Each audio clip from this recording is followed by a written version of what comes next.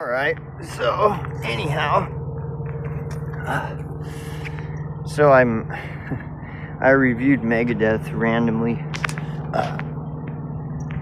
the album. What was it? It's called whatever, The Sick, the Dying, and the Dead, or some shit. And then I watched this guy, cause it was in the algorithm of one of the videos I posted, and it was this guy who reviewed all the Megadeth albums, and in a lot of ways he's more knowledgeable on the Megadeth albums than I am, and his review is different than mine, so I started kind of rethinking and questioning my own review. Because like I said, I stopped listening to Megadeth in the mid 90s, and it just because I wasn't, I wasn't feeling the Euthanasia album,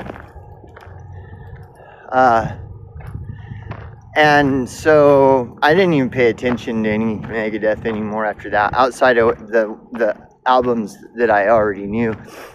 And so he went over all the albums, and he was talking about there were some other good albums, and during that time, like Euthanasia up until now. And I'm unfamiliar with that content or those songs, because like I said, Euthanasia kind of, not my thing.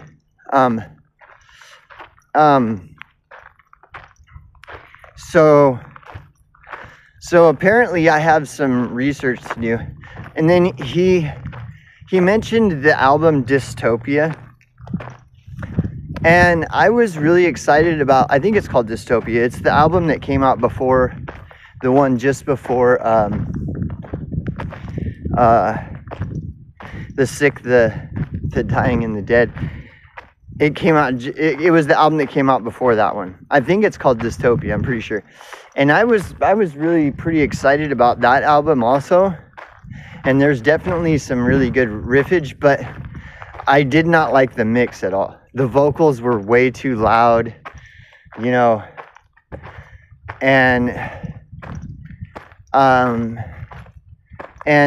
so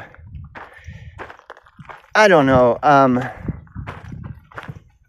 I think that Megadeth over time, it's changed from the first 5 albums. And after the first 5 albums, Megadeth's style had changed so much that I felt like I really got the essence of Megadeth's prime in their first 5 albums. And so, but listening to this guy, he was saying that there's a couple albums in between Euthanasia and now that are sound, according to him, there's some really good shit. And then he mentioned Super Collider being a total dud, and the album that came after Super Collider, another just dud. And he was talking shit about Dave Elfman. I don't understand that. But the thing is, he's a guitar player and I'm a bass player. I mean, Dave Elfman is a different style of bass playing than I'm like more into, because and one of the reasons is because he uses a pick, and I don't. But then that contributes to his style being different than mine. But I don't understand like that, the guy's review when he's talking shit about Dave Ellefson. But then the other thing too, the guy seems kind of well, like he's younger. He's probably a millennial, you know. And so generationally, you know, people have opinions are different, you know. See, like for example, a millennial who's a metalhead would be more open to listening to you know, the Megadeth albums from Euthanasia up till now. Whereas X generation, you know, who grew up on Peace Cells and Rest in Peace and you know, that shit.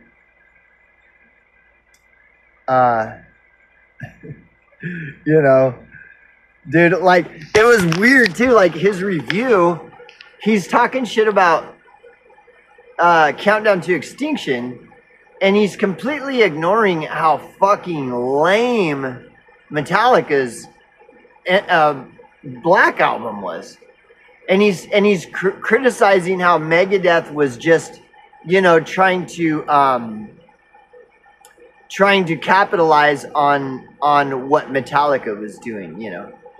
And in a sense, I can see, yeah, there was definitely, you know, of course. Well, that's first of all, that's Dave Mustaine. Like, Dave Mustaine is he's just like an asshole. He's like the Trump of of thrash metal.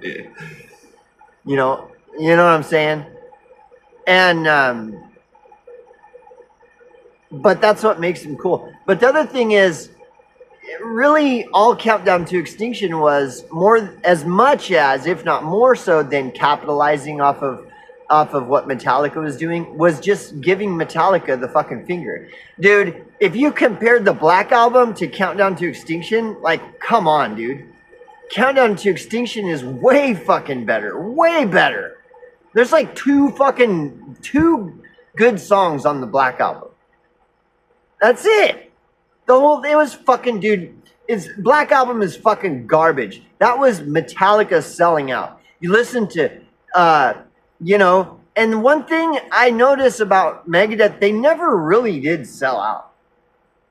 Countdown to Extinction was as close as they ever came to selling out. But really, looking back, all Countdown to Extinction was a lot of it was just mocking Metallica. Like, look, we can do what Metallica did, only better, you know? And I don't know, I just feel like Megadeth doesn't take itself too seriously, whereas Metallica does. Like, and then it's hard to take Metallica seriously when they've completely sold out. Like, they fucking suck, dude. They suck so bad. So, even a Megadeth album that sucks, it's not... There's a difference between an album sucking and an album sucking because it's sold the fuck out. At least Megadeth, you know, and that's it. Like, so he's kind of implying that Megadeth's Countdown to Extinction was like one of its selling out kind of moments. And I would argue otherwise. I would say, looking back, a lot of it was just mocking the Metallica album. You know, the Black Album.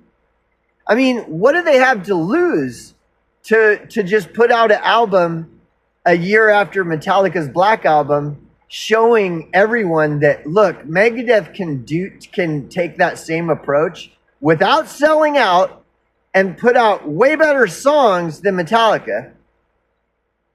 And the only reason Metallica sucks is because they fucking sold out. Okay, so anyway, I'm on a Megadeth rant. But like, this guy's review of all the Megadeth albums was kind of interesting because he references some of those albums in the 2000s that he says are good, which I believe him. I would say he's right, and so I need to go and listen to that shit. But when he's talking about that Dystopia was like you know, he rates that as a higher album. I listened to it and I didn't like the mix at all. It uses the triggers to record the drums, which is like, yeah. And then the vocals are way too fucking loud. It's almost like they gave Dave Mustaine too much control of how the album was going to sound. Whereas on this album, The Sick, the Dying, and the Dead, either Dave Mustaine kind of wisened up a little bit, or they had to kind of take the reins from him and say, look, bro, your voice isn't that good. Because that's really ruined it for me in Dystopia, was the way too loud vocals, you know, and them still trying to go in that direction of a bunch of melodies and harmonies instead of just hard hitting like metal riffs. It's like, what's that? Avenged Seven. It's like all these bands are trying to go into this Avenged Sevenfold style where they're like, the guitars are like melody masturbating and shit, instead of just sticking with heavy riffs. Like, fucking, what's up with all this, you know, melody masturbation and shit? That's not metal, bro.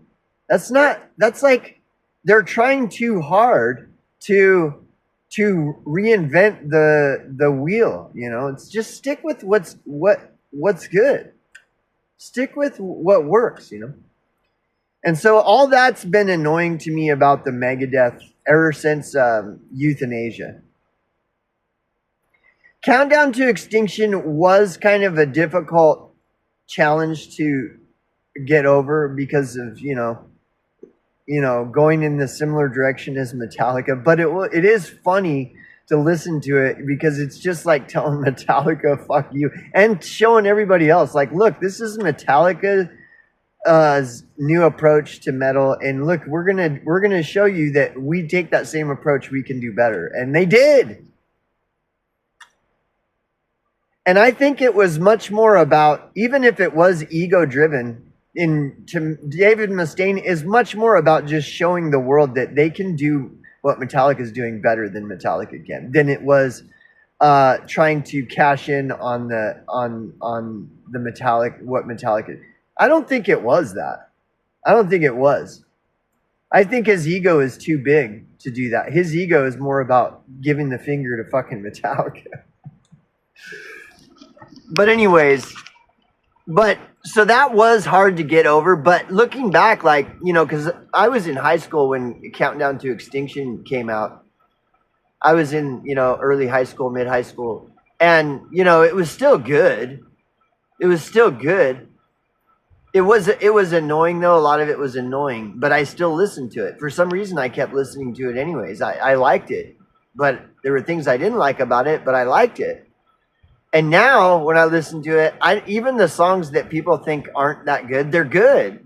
You know, like, the Psychotron and shit. Like, they're doing it's good shit. It's fun. It's funny. It's fun. They're fun songs. They're funny songs. And they're still cool, you know. It's like the Megadeth has never taken itself too seriously, whereas, like, you know, a lot of bands, they just do, you know.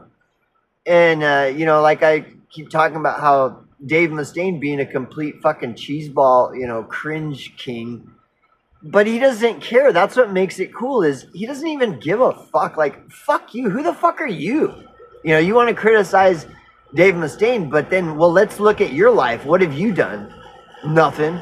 Oh, you give guitar lessons. You're a YouTube influencer that has 300,000 subscribers, but you didn't sell out. Oh, give me a fucking break. Any channel that's big on YouTube is a complete fucking sellout, dude. You know what I'm saying? So anyway, but yeah, I need to look into these other Megadeth albums. And somebody asked if I would review an album. I've never even heard the band, let alone the album. And so it might be out of my wheelhouse as far as like, because, you know, different generations have different understandings. For again, like I grew up listening to Megadeth, you know. So, you know, I went out and bought the fucking So Far So Good So What album when it came out. I went out and rushed and bought the Rust in Peace album when it first came out. I rushed to the fucking record store and bought the fucking cassette within the first month of it coming out, you know, shit. So that's different than, say, like a millennial listening to Megadeth now. They're gonna, you know, they're gonna be more open-minded to listening to shitty Megadeth albums and believe that that's Megadeth, or listen to all these remastered albums, all that remastered shit from even Countdown to Extinction remastered is garbage compared to the original recording. And people won't believe this or really understand it unless they're a hardcore Megadeth fan that was listening to Megadeth back in the 80s. It is a night and day difference. All this remastered garbage, it's all fucking garbage. I mean, maybe the more modern albums remastered maybe sound a little better or the same, but they remastered in 2008, they remastered all the old Megadeth, and it's total fucking garbage compared to now. And it pisses me off, or it annoys me to even think about it. Because you got all these people listening to the remastered Megadeth albums that think that that's Megadeth. Dude, they don't understand. And so if somebody asks me to listen to an album from newer generations that I've never heard or listened to, a band that I've never heard or listened to, I may not really understand them like that generation does, because I didn't grow up listening to them and become a fan of their music. So I'm gonna listen to this album and do a review just for fun, and but I have to warn you, like, I don't know that my review is gonna be all that accurate. Just like I don't even know if my review of this new Megadeth album is very accurate, because I'm biased. I'm very biased when it comes to Megadeth. Like, Megadeth is has become over time one of my fucking favorite bands, just because, like, for nostalgia. You know, they are good musicians in my opinion. I mean, I don't know, I could be wrong, but you know, but then there's nostalgia. Like, I grew up listening to Megadeth. And also, like, that they did pioneer all this conspiracy theory shit. They were doing all this way before the fucking internet. In the fucking mid 80s, they were talking about all this shit back in the mid 80s. And now, all of a sudden, in the last 10 years, it's become popular. You know, like, what's up with that? And then Megadeth doesn't get any credit for pioneering this stuff. And people don't even know. And they're not going to.